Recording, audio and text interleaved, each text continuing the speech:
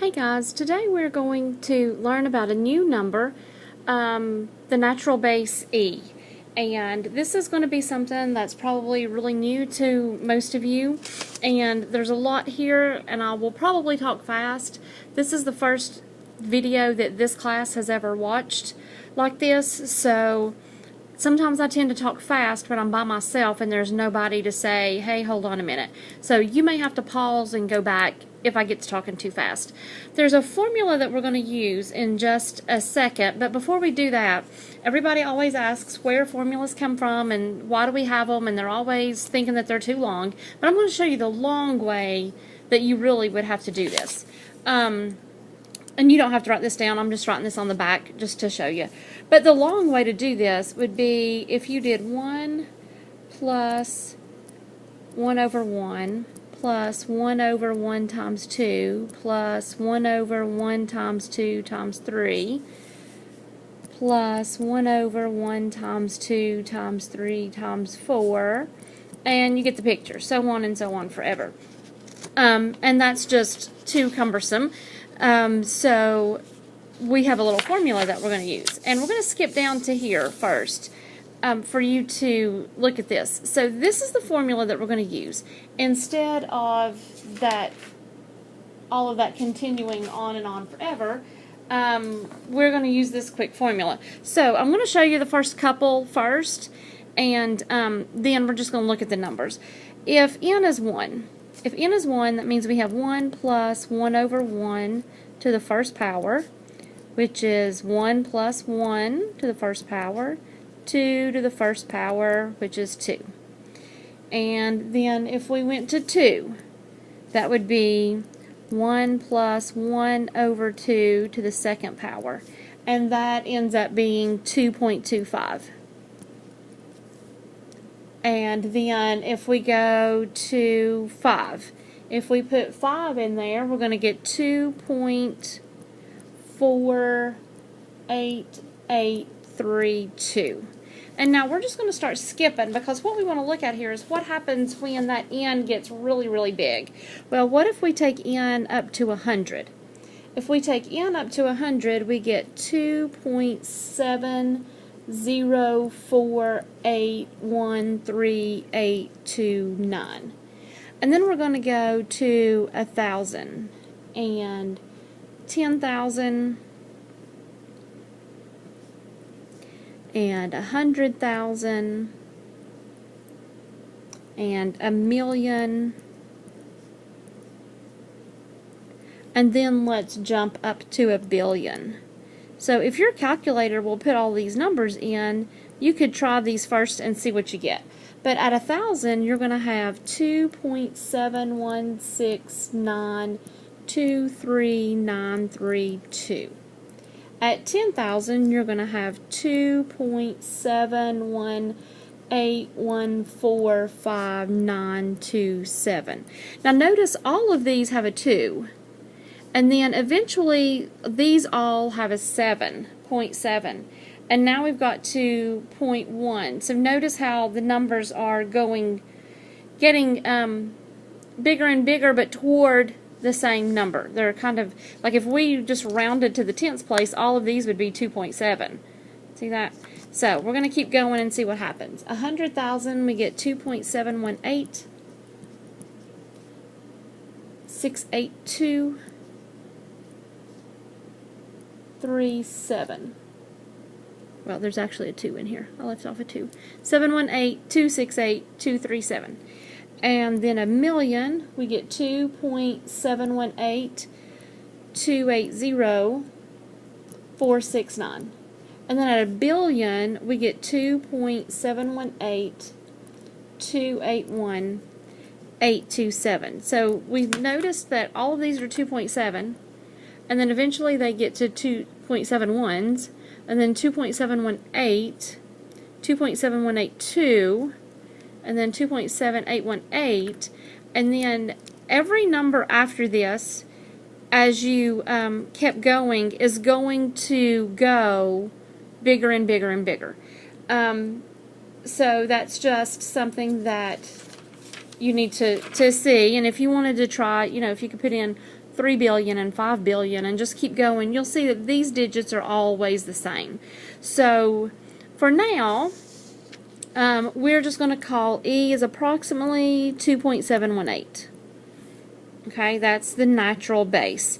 And this comes up a lot in nature.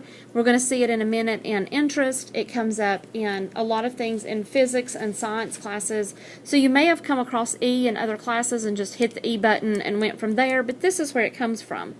Okay, now if we go back up to the top, let's fill this in. E is an irrational number. To 9 decimal places, it is 2.718281827. It is named after Leonard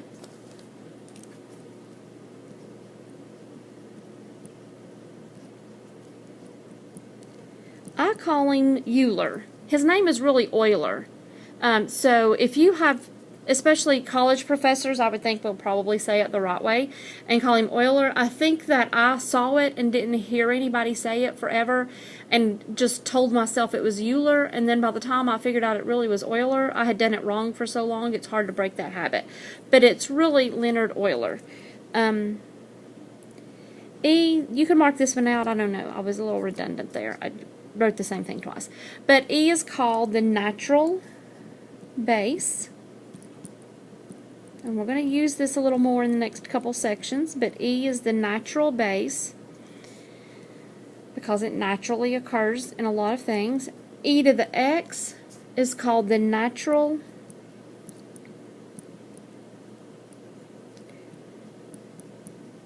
exponential function. Remember we talked about yesterday exponential functions are when the variable is an exponent, and so this has a natural base, so it's called the natural exponential function. Now we're going to see how this works. Now, one thing that I didn't put in your notes here, you have a button on your calculator. Let's just put it up here. You have a button on your calculator probably that says e to the x. So you have some problems where maybe you're finding e to the third power. So if you're finding e to the third power, you can just type that in on your calculator and figure out what that is. I don't have a calculator with me right now to type that in and show you exactly what it is, but you just type those in using that lowercase e. And if you have trouble finding it, let me know and we'll find it on your calculator. Okay, next, we're going to talk about interest and how this relates to compounding. Notice here, this looks similar to our formula that we had to find the e, and so that's where we end up with, and we're going to talk about that in just a second. But this is compounding interest. Normally with interest, you know, you've learned forever, your interest is principal times rate times time. But this is, what if instead of just at the end of a year you get interest, what if that interest compounds as you go along? Like every month you get more interest. And what happens is after 1 month you get interest. So let's say, these are not real numbers that would ever happen, but let's say you had $100 and at the end of the month your interest on it was $10. Then the next month you're not earning interest on $100, you're now earning interest on $110. So then the next month, instead of earning $10 interest, you might earn $11 interest. So then the next month, you know, you're going to be earning more and more interest because it's what you have in the bank is growing. So that's what compounded interest is. And you may have done this formula in Algebra 2. A is the balance. A is the balance after T years. P is your principal. Remember, principal is the amount that you put in to your account.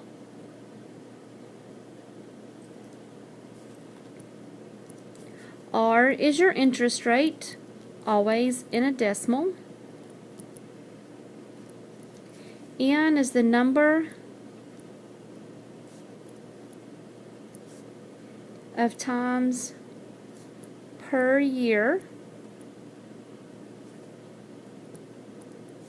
it compounds. And T is your time in years.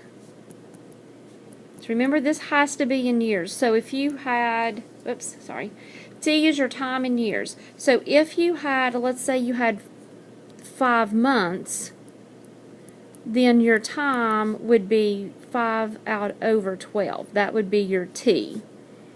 Okay.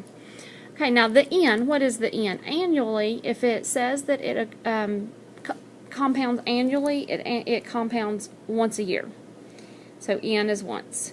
Semi-annually is twice a year. Okay, you may have seen sales, semi-annual sales means that it goes on sale twice a year. Monthly, there are 12 months in a year, so N would be 12.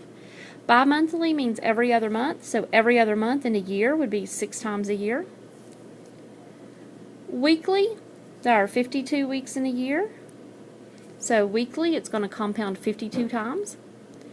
Every other week, bi-weekly, is going to compound 26 times in a year. And then daily, we ignore leap year and we do 365 days a year. So those are the N's that you would put in. Now notice how these are growing, and that leads us to continuously. So daily is 365 times a year. Well, how many times would it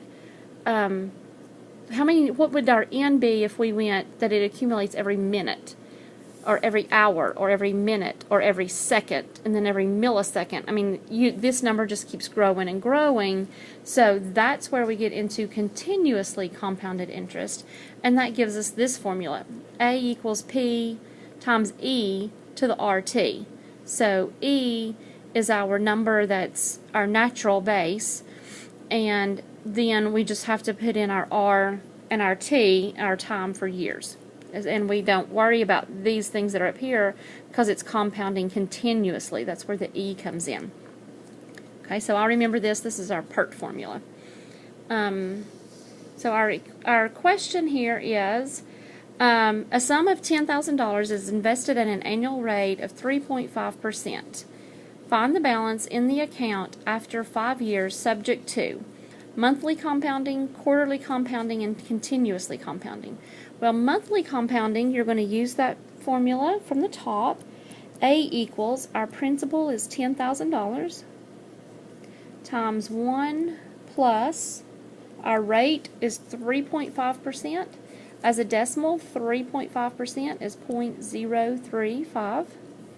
So 0.035 divided by N. So the number of times a year, if it's compounding monthly, that'll be 12 times a year, to the NT power. So N is N is 12, number of times a year that it's compounding. And then we're going to do this for 5 years. Okay, so type that in your calculator. Make this a 60 in your calculator, that way you'll type it in right. And you should get, so you might want to pause it and then type that in and see if you get the right answer. But you should get $11,909.43. And then quarterly compounding is the same, $10,000 plus times 1 plus 0.035. If it is compounding quarterly, it's compounding 4 times a year. And we actually didn't put that one on the top, but quarterly is 4 times a year. So you may want to go up here and just write in quarterly.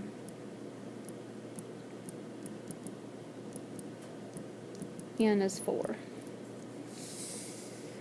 Okay, and then to the 4 times 5 power.